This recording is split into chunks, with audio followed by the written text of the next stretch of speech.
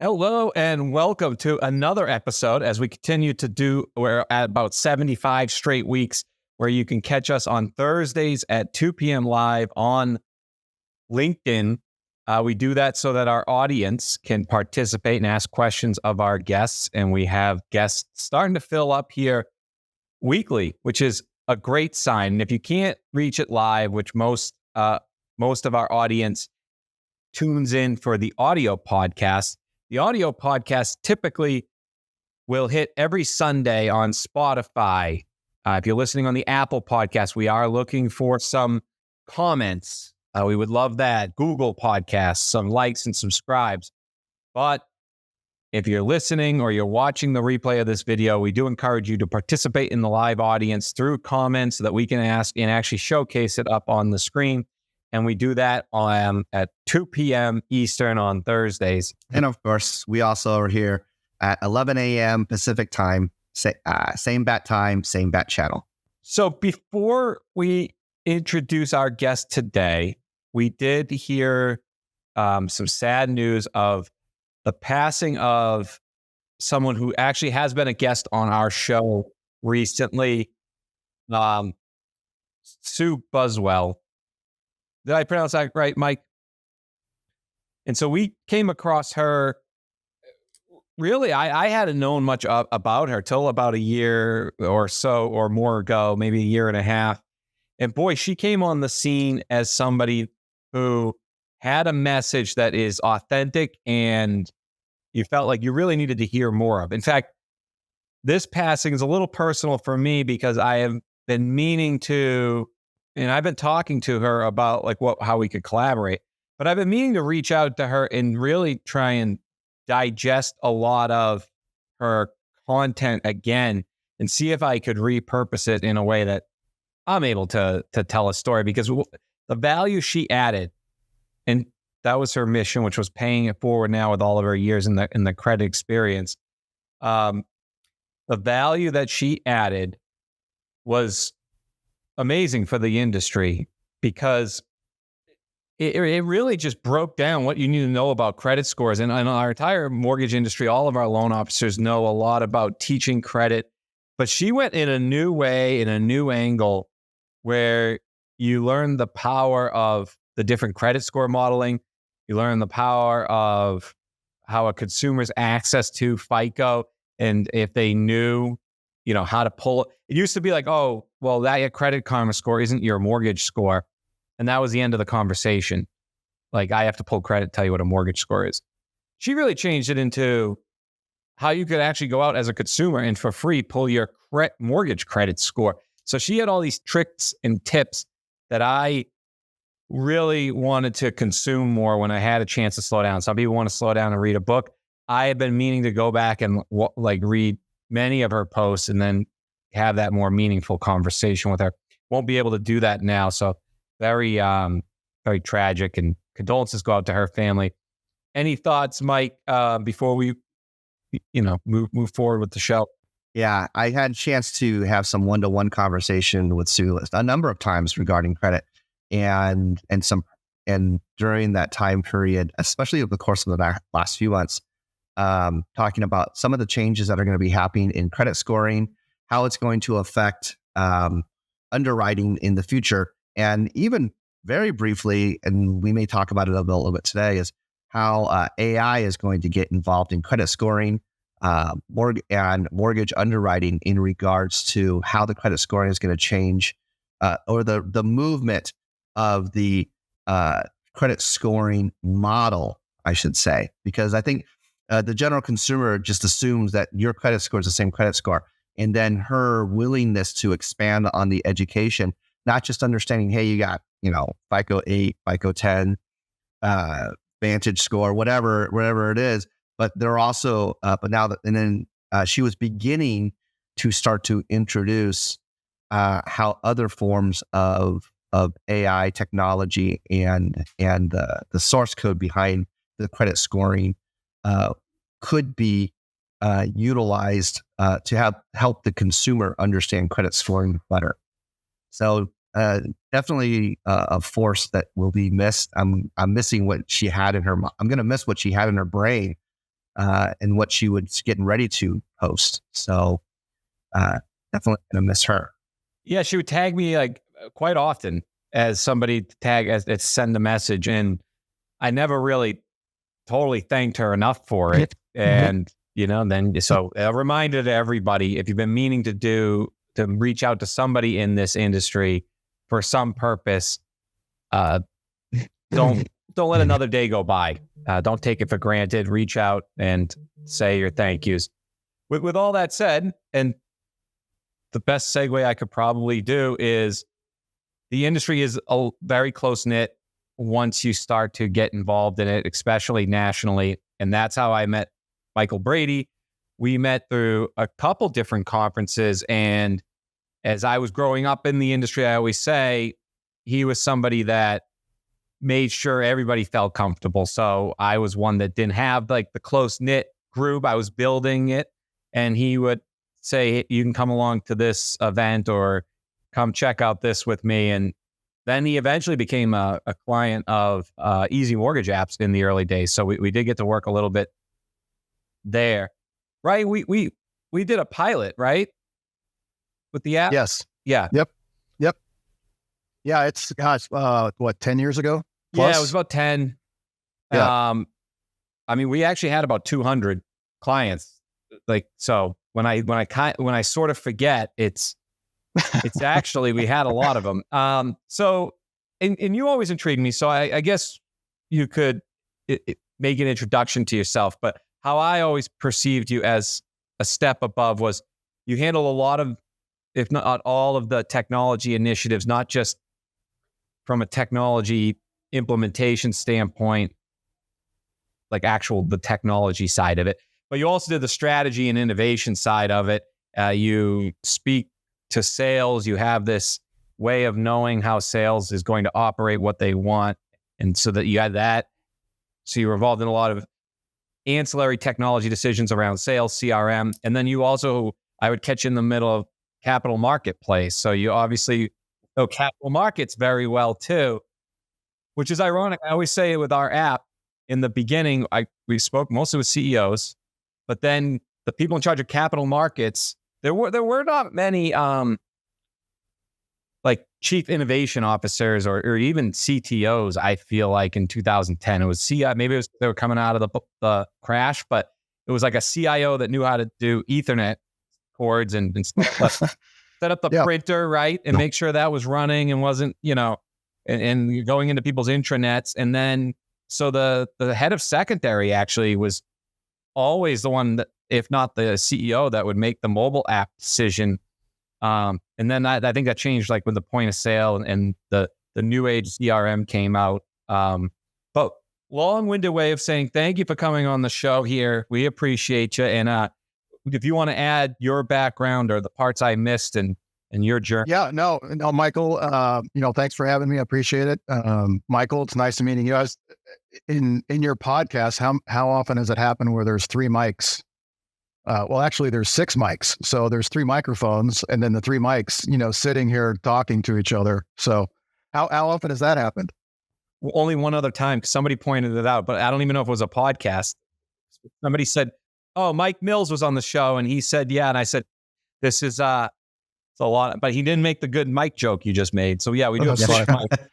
No, Keller and I have known each other a long time, and over the years, you've always intrigued me as well, Keller, because your mind is all over the place. You're very forward thinking, from an industry standpoint, and you're still that way. So you bring in all this what if types of scenarios, and makes us, mid-level IMB guys like, hey, we never thought of that, or we're so focused on our business, we don't get a chance to globally look out and see what's happening in that. So I've always appreciated your insight, friendship. Middle of the night, Keller is texting me. He's like, "Hey, what do you think about this?" And I'm like, "Good God, does this guy ever sleep?" And I don't think he does, honestly. So, but no, I appreciate you guys. Yeah, that's accurate. Before I go forward, then what would you say that most IMBs, like you said, are focused on the, today and what they're doing? What is that right now? And what was that say during the bear times the last 2 years? And really, what was it during those high times where people were so busy they couldn't do much, but they had money to do it? So starting now, going backwards, everybody is surviving. Survive 25 is kind of that new mantra out there. Us at LeaderOne, we're waiting for that refi boom. We're waiting for that next tranche of, the $3 trillion of mortgage business to start hitting as well. We, with our executive team, our board of directors, our division managers, all of that stuff, we sacrificed, every employee within the organization sacrificed for the last several years to get to that point where we're starting to become profitable again. And a lot of IMBs are still at that cusp of, should we keep our doors open? What's the next few months going to be? Can we make it to the end of the year? I feel for them because everybody has gone through that process to understand what's going to impact our employees as an IMB. At today we've got 680-ish employees, and myself and the rest of the executive team and company, we're always focused on how this is a family of ours, and we've got to take care of these people, and we've got to keep this organization in place for that next generation of leadership, salespeople to come in and take over LeaderOne, because we're not, a lot of us are at that age where we want the new ideas, we want the younger folks to come in and propel LeaderOne into that next gen of business stratosphere. So during the last 2 years, when everybody was getting the margin calls, oh my God, we get the margin calls, and it wasn't small dollars, it was tens of millions of dollars. And luckily, with our conservative approach as LeaderOne, we had the capital, we had the net worth to survive all of that. And then the big refi boom happened, and we replenished a lot of our reserves that we spent during those times. A lot of folks were not fortunate enough to do that, and but that's the ebbs and flows of our business. I can remember in 2008 where the warehouse lines were shutting down, lines of credit, and we sat in our conference room and had a whiteboard, and we were, identifying loan by loan through all of our divisions and sales branches throughout the country of like, what's priority. And that was over Thanksgiving, and that was a very difficult time. But all three of us have been in the industry a long time. We see the good, the bad, the ugly, and it's the core organizations and your core belief in the people that you're side by side and working with to make it to that other side. And you're going to do whatever it takes to take care of that customer, take care of your fellow team associate, your employees, your family. And that really drove us to make those hard decisions and sacrifices to keep us in the state that we are today, which is, we're in a far better organization. Our warehouse lines, GSEs, we just recently had all of that, and they tooted our horn. We're in the top 20% of all clients, doing very well. And that's a lot to be said for what this organization has done for both our customers and our employee base. So a lot of changes, but folks that get into this business, they don't understand the history of what everybody's gone through and sees all of that. And you just have to have the fortitude of patience and just steady leadership, which we strive at LeaderOne. Obviously our name, LeaderOne Financial, it goes a long ways within our organization and our fellow employees. What are some of the attributes that LeaderOne has experienced in its success recently that has caused you to be one of to get the accolades from Fannie and Freddie? And how much of it do you attribute to the man hours that of the support and operations staff versus just using technology and being efficient with it? with operations? Yeah, good question, Michael. Staying true to your core. There's a lot of folks and a lot of organizations that will jump ship and change things all the way through us. And staying core to your beliefs and your true foundation as an organization continues to push that boundary and make success. Technology within our industry has always been dated, because IMBs aren't spending hundreds of $1 million on proprietary information. We use a lot of vendors because we want to associate the larger scale of collaboration. And that technology is delayed based upon the GSEs adopting, our investors adopting technology, changing, like you said earlier, changes in the credit, changes in, appraisal management, changes in all of these core functions within the workflow contribute to the ebbs and flows, the profitability, the losses, all through that piece. I love it. The acronym for team is together, everybody achieves more. And I love to see that you're implementing this. Would you say that that the implementation of teamwork goes from not only the top but also to the originator? And then does the originator also are they able to use their not only the ops team but what type of allowances do you give them in using ancillary sources? Whether it was the choice of the AMC they want to use or the whatever softwares they want to use, or have you already vetted them out to say, look, you don't need to reinvent the broken wheel because we've already seen that before. So what are some of the things that LeaderOne has implemented so that the originator doesn't have to reinvent a broken wheel and stay true to its course?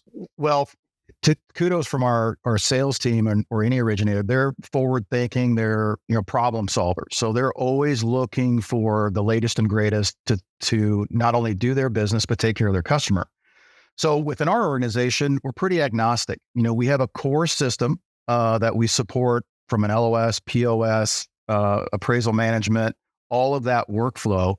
And then if we have autonomy within our divisions and branches and say, hey, Michael, we'd like for you to take a look at this piece of technology, whatever it is, AI, API, SDK, whatever it looks like, we'll take a look at it. I'm always looking at what's the risk to the organization for customer data, employee data. How does this integrate? Is this a nice to have or is it a must to have for their business needs? And can we adopt this globally within the organization, or do we need to silo this out within that workflow piece? It has become more and more collaborative with all of our employees, including sales, to bring new ideas, bring new things, because they are front lines. They're seeing things change faster because their competitors are doing something different. Their consumers are asking for changes, faster data, more interaction with their loan process, more communication, faster communication. And so the collaboration of bringing this back into the corporate environment and say, hey, can you take a look at this?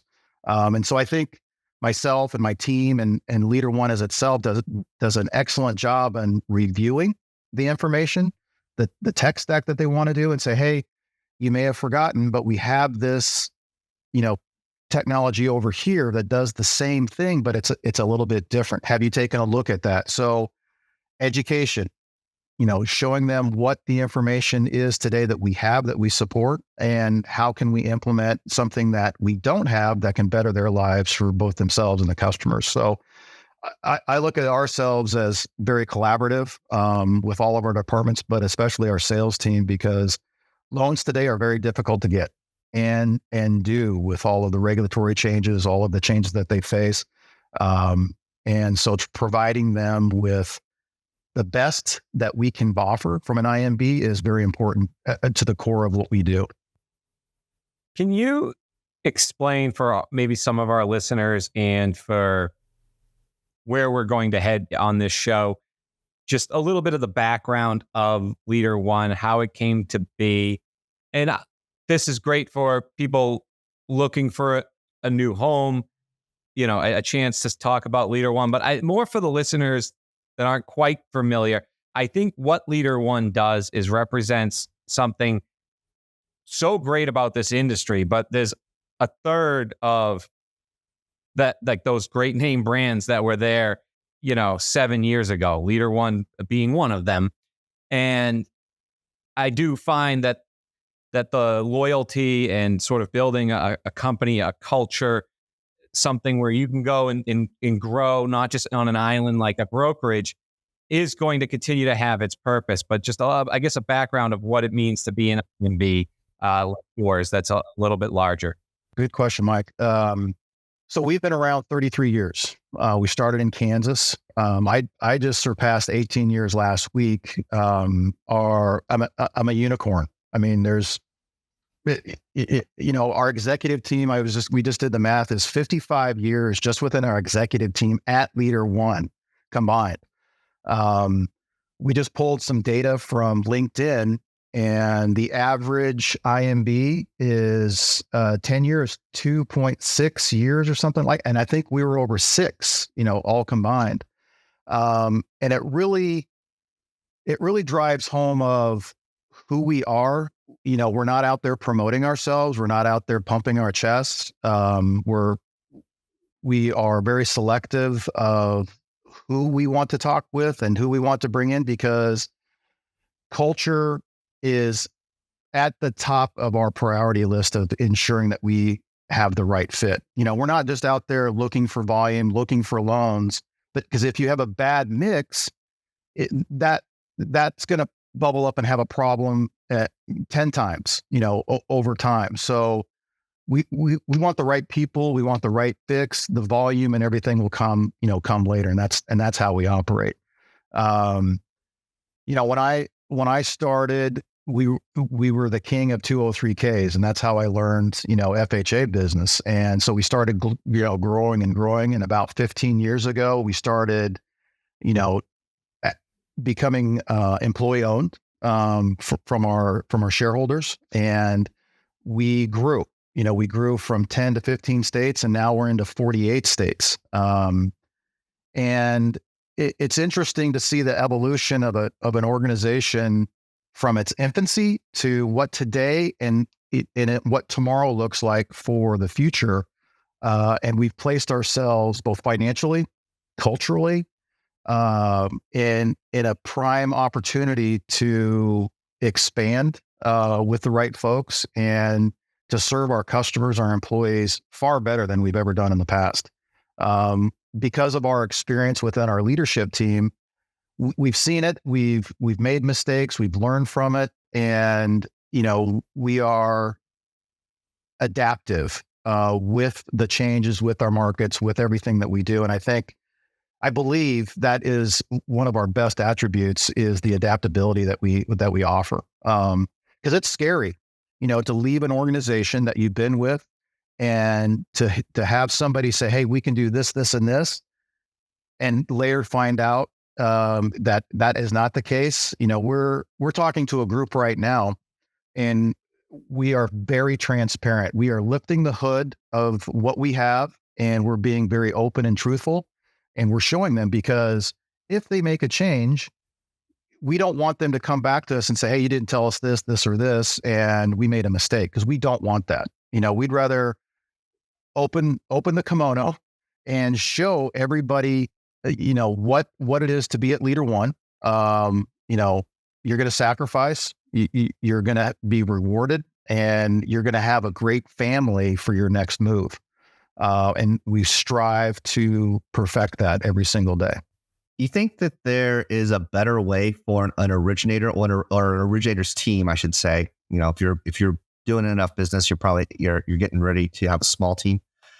Is there a better way for the originator or producing loan officer to open their kimono? I mean, you can say, "Oh yeah," because you can check what their production has been, and maybe you can do some psych tests, to figure out what their personality is like. But what is it that you think that an originator could do to open up their kimono to say, "You know what, this is what I would like. This is what we're like, and and this is what you're like, but this is what we're going to open up our kimono to, so that we can be the better version, the higher producer, and even a better producer, and synergistically work together so that we can be elevated to be better.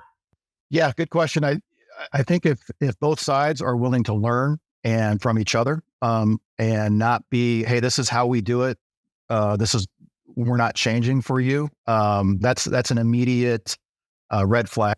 If you are, I think from our standpoint, Michael, is we start the transparency first, and we unveil what we are, what we have, especially within our division presidents and senior leadership within it. They're very transparent with our sales team.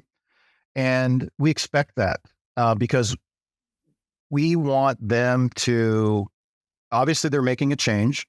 We may not be the fit for them, but we want them to be part of our family. And we want that honesty to be very open right out of the gate, because it's difficult to change the narrative after they've come on board, and you're affecting not only their life, but maybe their team's lives of coming on. So we've learned from past mistakes with divisions that we've onboarded, and sometimes they're not a fit, and it's so important to be honest.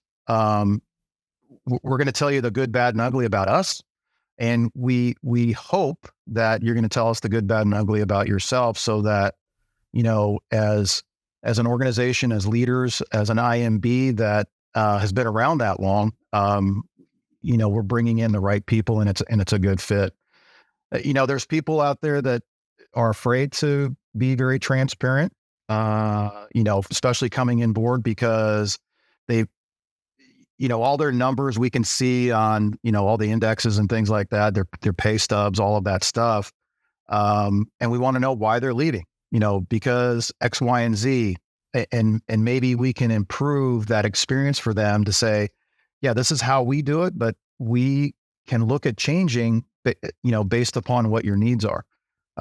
Is there a question that you would want them to ask you, so that you'd be open on sharing?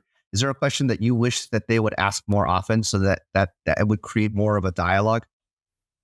So in our process, Michael, especially from a division or a larger branch, they get to meet with the executive team, face to face or via Zoom call, and there's no questions off the cusp that they cannot answer.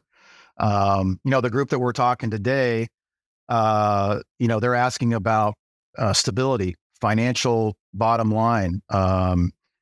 What's our, the question that most people don't ask is, what's your vision for the next 5 years? And that's a difficult one to discuss and talk about, is because all the IMBs have been just narrowly focused on surviving and being profitable and getting to that next level. And that was a great question brought up today with this particular group is, what do you guys plan on doing over the next 5 years? Well, we're just looking at 18 to 24, because you've got an election coming up. You've got the Fed, with all of the changes that are there. The jobs report that got changed, 800,000 loans disappeared from whatever statistic from the Bureau of Labor. So there's all of this information, and from an IMB and a leadership, where do you guys see yourselves in 5 years? Where do I, as a loan officer, where do I see myself within your organization? And what's the trajectory? What's the growth that I can do? Can I be a division president one day? Can I have a big team? Can I be a shareholder at some point? And we're introducing those types of questions for a lot of folks, because a lot of the organizations don't offer those types of questions to them. They want them to be a transaction-based people, and they want to keep them over here. We want that generation. We want that next sales to be the future leaders of our organization. So I wish they would ask more of those questions.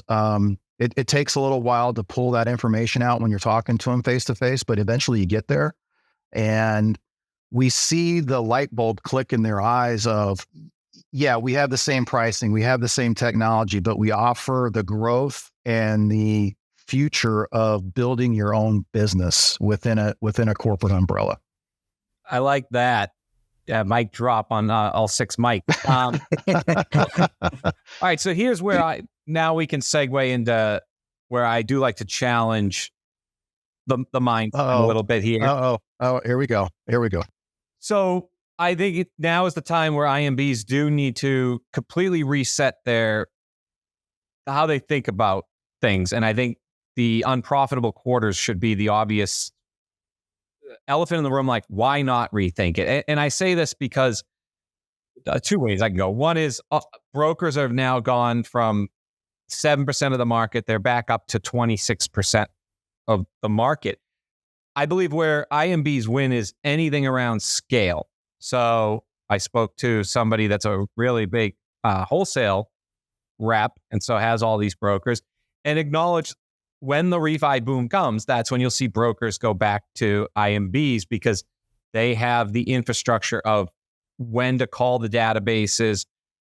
But until this happens, you're still looking at the IMBs searching, how can they benefit through scale?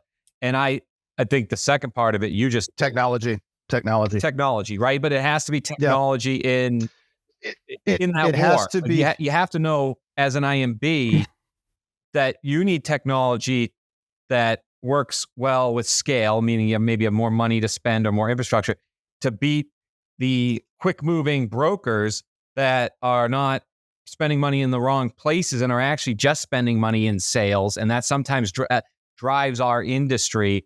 Except I was going to say, you also gave a great point for IMBs that maybe is not articulated well, and LeaderOne sounds like they're doing it really well, which is make working in mortgages more than just a sales job for a loan officer. Show there is a career growth in it. If it's a 600-person company, there should be a way to somehow escape sales, but also create an environment where they're making so much money in their database, they don't want to get away from sales. But I think that's like, if you're a broker of a 5-person shop, you can't go up. You can only sell more. So I think those are the 2 places. I don't know what your thoughts are on either of them, but I think you nailed definitely the second. Yeah, because IMBs are historically bad about ebbs and flows. Oh, we got to hire, we got to reduce. We got to hire, we got to reduce. And, there's still a lot of people displaced in the market. So they're sitting on the sidelines. I was reading an article the other day. People are seeking to hire people that are actually still employed because they think that's a better fit versus people that are still sitting on the sidelines because they're still active in the market. But that made zero sense to me. You still have all of these qualified individuals out there for that piece. From a sales originator, do they want to originate all the time for the rest of their life? Yes, and some no. So you've got to give them a vehicle to expand their business and retract their business without adding all this significant headcount, because it takes time to ramp up the training aspect of it. Getting people acclimated back into each IMB, because each IMB's workflows is a little bit different. So my philosophy, and I believe, to really push the technology advancements that are here today and try to put them in our operational workflow, because that's the biggest lift an IMB can really truly make, is within our operation workflow, because that's where, the processors, the underwriters, the closers, the funders, the post-closing shipping, all of that is such a manual process that if we can enhance so that they're, looking at the systems and not having to do all the day-to-day stuff, what happens? Well, your production, you're more scalable quicker, and you can actually turn up and turn down the workflow based upon, what you've got. But you've got to be very cognizant, because your warehouse lines could get maxed very quickly with this refi boom, and then your account or your CFO is like requesting more capacity, or your secondary guy has maxed everything out on the hedge because of the volume. So you've got to be scalable, but you also have to think through what that looks like from a scalability of adjusting that volume within your stack. Um, Michael, you brought up AI. Everybody talks about AI. And I was just at a Housing Wire event in Texas the last few weeks. Everybody talks about AI, but the speakers and panelists didn't give any examples. They said, "Oh, you've got to do this." Or like, what? Tell us how you're doing it. So it was kind of unusual. You got to do this, but we're not going to really tell you what we're doing to get to the AI. And the aspect of AI, I'm more focused on next gen AI. The real autonomy. You give it data and you set in parameters, and it's more predictive. Especially, what's our pipeline going to do on our hedge in the secondary market? What's our EPO or EPD? What's our scratch and dent history look like within this environment? Having that type of technology is so much better versus just having a chatbot talk to a customer and say, this is where you're at on your milestones within the environment. But there's a lot of vendors that are coming into the market that wrap everything up and say, oh, this is the next gen of AI, but it's still manual behind the scenes, and they're either upcharging or trying to disillusion you of what that looks like. And for us as IMBs and other IMBs, we have X amount of dollars based upon the pie that we have from a loan to spend. And so we're very cognizant of what we're looking at, how to implement that. Is it the right choice to implement? And is it going to change in 90 to 120 days, 6 months? And do we have to start that all over again? So there's a lot of pressure within the IMBs now to make the right decisions, because if for those that are on that cusp of not being here in 2025, it's real dollars that they have to spend to invest. And if they can weather the storm a little bit longer, they're going to be successful with that environment. But like I said earlier, we're so dependent on vendors.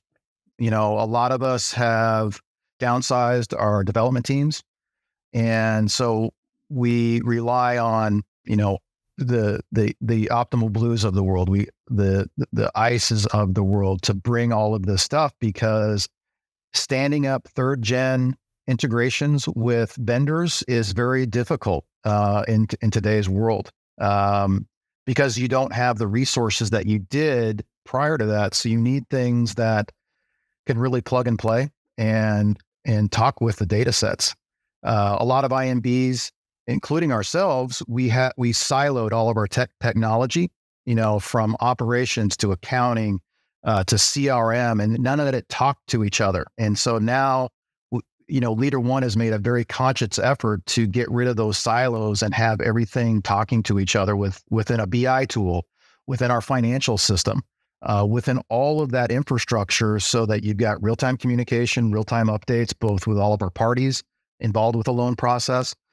All of our teams within the environment know exactly what's going on.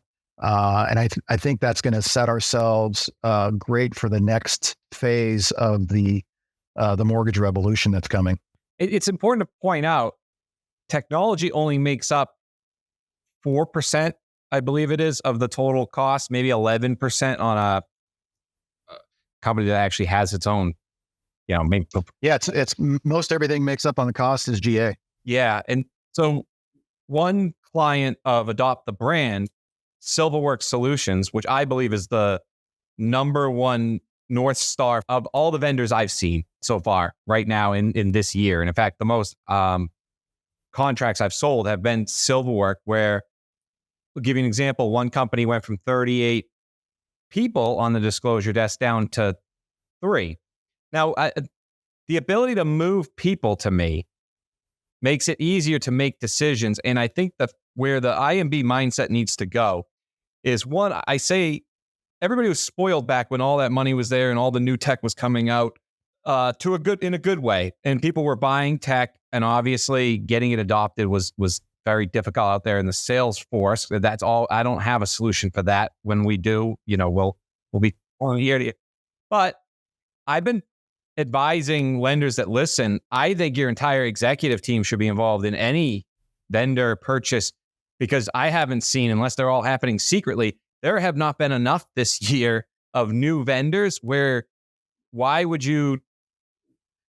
when it was busy, I get empower your people and let them make a decision. But I think I have not seen enough vendor purchases where a CEO can at least get involved and call somebody like Adopt the Brand and actually take the time to find out how other lenders are actually using it versus just trusting a great sales demo pitch and say, oh yeah, we need it. Because I think you do need to take the money out of operation, like those 35 people, and say, okay, I know that number a year. I need to get that into sales, like tech. Like that's where I need to find a way, whether that's better marketing, better everything's changing in the internet world, and top of funnel doesn't have to be lead by, but that's where you need to move the money. The difference between a 21-day close and an 18-day close from a customer's perspective is not going to equate as much as how you could spend that money on acquiring customers and keeping your realtors happy. Mike Zhao might have better questions, and I would love to hear you guys talk about the warehouse lines, and maybe I'm missing something there. But I think, I guess to my final point is you can go to the loan officers with your tech stack, but I went to that AI summit too, and all I heard was people are making chat GPTs of guidelines. And then I said to myself, they're only doing that because that's something they can do in-house. Like if you create a chat GPT, the ability to get all your PDFs uploaded. Yeah, you can tell your AI bot to create that for you. Yes. Yeah. So hold on. So that leads actually to a question that we had out of the audience. And the question to ask to you, Mike, is how does your leadership recruiting team go about weaving in your technology stack into your pitch to a prospective loan originator? Wow, great question. Grant Horvath. Grant, great question. I don't consider it a pitch. It is, I'm not selling you anything. This is what we have today. This is where we came from yesterday. We're constantly evolving technology, because I use that very generalized. Since we have a core system, we support multiple CRMs, we support, an LOS, POS, all of that stuff. I want to hear from the prospective loan officer sales team of what they need. What do they need to be successful, and give me ideas and give the rest of our executive leadership ideas of, hey, this is how we do it today, but we are constantly evolving and learning from you, the future loan officers that may join our organization. We want to learn what you're using, and I think that's one of the best things that I can communicate is we're not stubborn. In a sense, you're coming to us. This is how we do it, and we're completely opposite of that. We think we have a very good tech stack with the vendors, and we built those relationships over years and years of being with these types of vendors.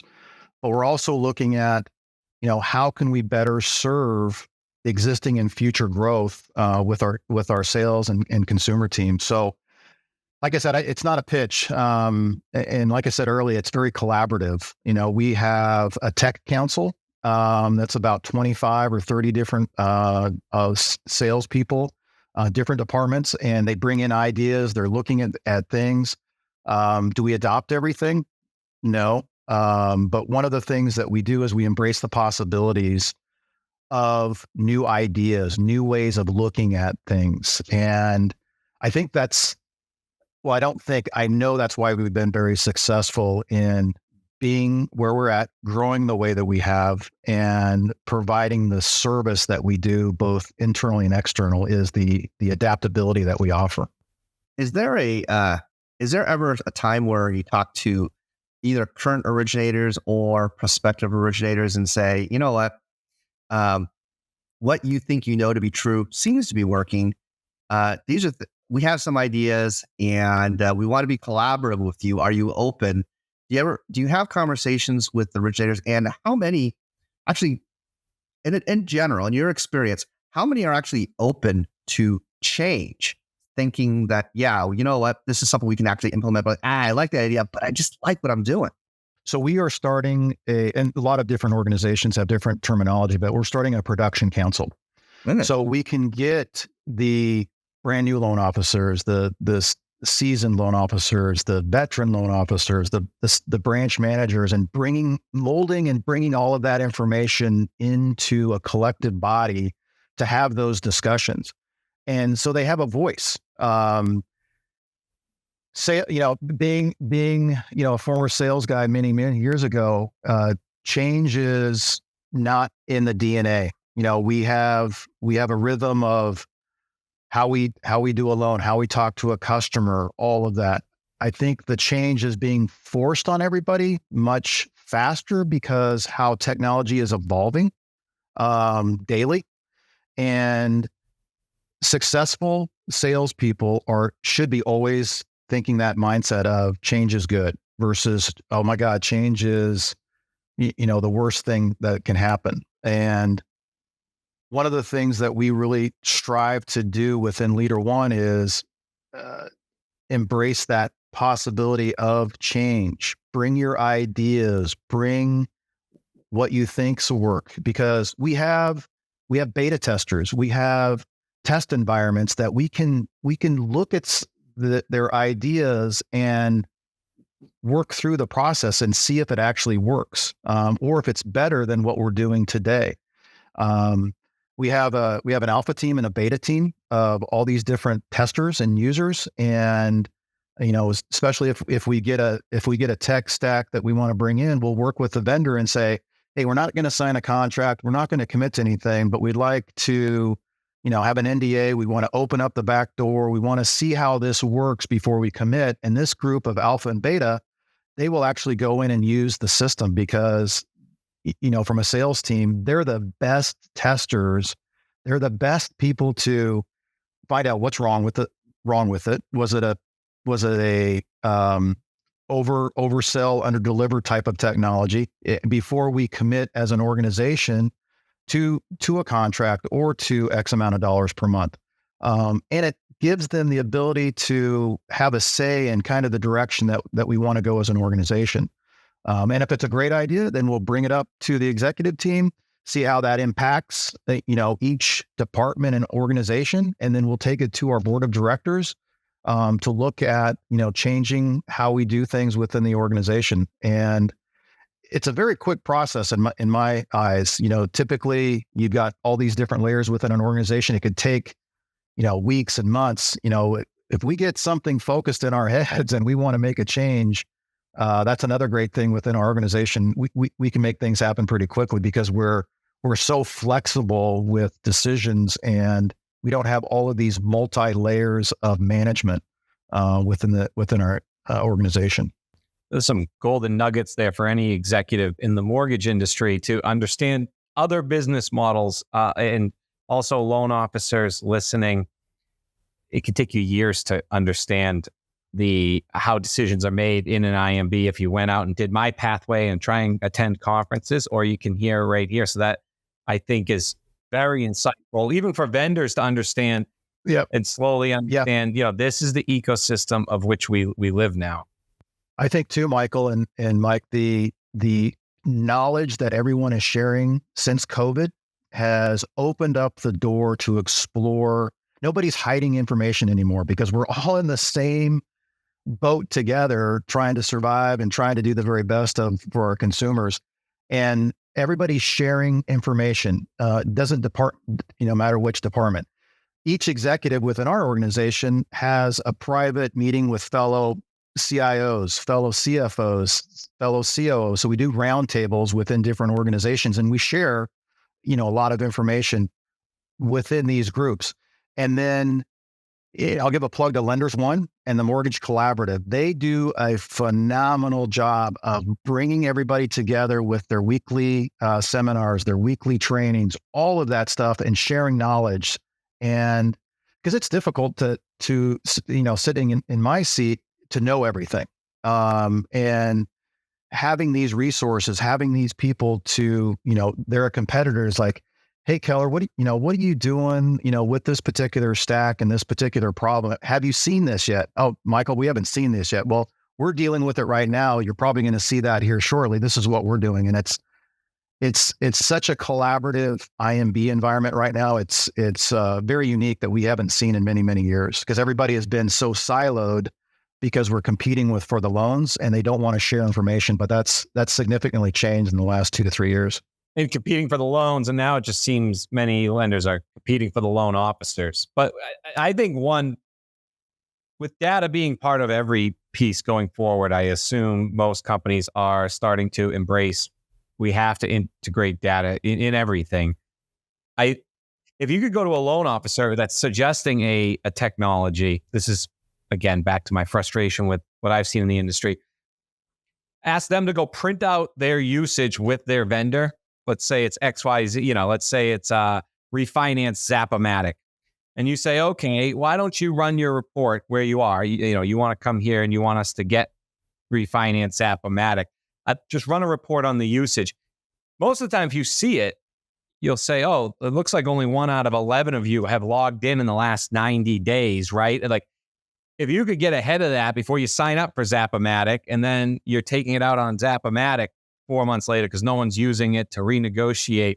I think there's so much of that in our industry, and it's no one's fault, because I always say 30% is the loan officer adoption level. Is some inside info that I find. About 60 to 70% is a really good consumer adoption per loan, of a tech, and maybe somewhere around 5% on a realtor. That 30%, I've seen very little get above water, and many lenders judge the LO login percentage versus, like, if a consumer is using it, even under a LOC, under that 60%, very few lenders count that as adoption. They need to see that loan officer logging in or pressing a button through some integration to count it. And everybody gets frustrated. You sign up because they came over and 20% are using it, which... Well, that's you got to point your finger back at yourself and take ownership of that lack of adoption. What was the training like? What was the, did you commit to this technology, whatever it is, to our sales team? Are you holding them accountable to use this technology? Are you reminding them, what salespeople today are being inundated with guidelines, with, their third-party partners, their consumer, trying to get these loans, and then they fall out because of guidelines or whatever it is. So you've got to always have that proactive approach of reminding them there's these tools to help, show them how to use these tools, and kind of reinforce their interaction with these tools. And you'll see there's multiple levels of sales folks. They just want a basic system and they don't want to mess with it. Or you've got those ones that are A-type and they're working that data, working that technology all of the time. And what we do as an organization is, I'm sure everybody, as well, as we have our top 10, top 20 loan officers, and those folks are actually coaches and mentors to that next level of sales folks. Like, what are you doing to get to this level? What are your day-to-day regiment? What does your team do? What are you focused on from a technology standpoint?